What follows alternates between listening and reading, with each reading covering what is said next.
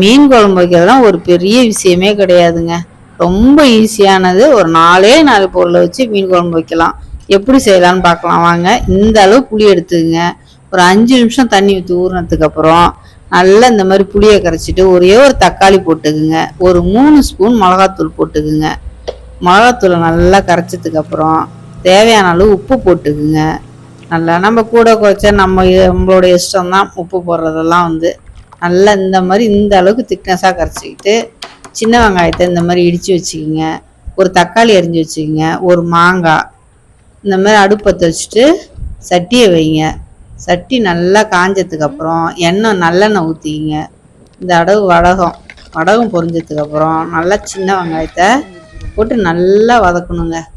வதக்கிட்டு ஒரு தக்காளி நல்லா வதங்கினதுக்கப்புறம் ஒரு நல்ல வாசனை வரணும். இந்த மாதிரி கரைசலை நல்லா கரைச்சி வச்சதை ஊற்றிக்க வேண்டியதுதான்.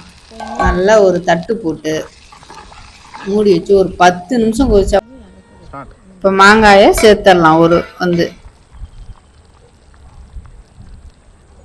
மாங்காயை நல்லா சேர்த்துட்டு நல்லா மாங்காய் ஒரு கொதி வந்ததுக்கப்புறம் அதே போல் மீன் நல்லா கவலை மீன் தாங்க. ஒரு ஊரில் மத்தி மீனும்பாங்க.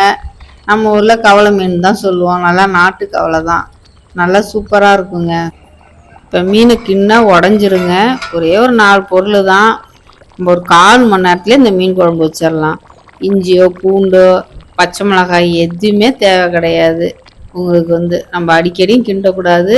ரொம்ப சிம்பிளான மீன் குழம்பு தான். பார்த்தீங்கன்னாக்கா இதை இறக்கி வச்சதுக்கப்புறம் உங்களுக்கு நல்லா கொதிக்குது பாருங்கள். எவ்வளோ திக்னஸாக இருக்குது பாருங்கள். இவ்வளோதாங்க மீன் குழம்பு. வேறு ஒரு பெரிய விஷயமே கிடையாது. இதெல்லாம் எங்கள் அம்மா இப்படியே தாங்க வைப்பாங்க. நாங்கள் சின்ன பிள்ளையில இருந்தே நாங்கள் இப்படி தான் நல்ல ஒரு இலையை போட்டு இந்த அளவுக்கு சாப்பாடை போட்டு இந்த மீனை போட்டு சாப்பிட்டா சும்மா அட்டகாசமாக இருக்குங்க. நீங்கள்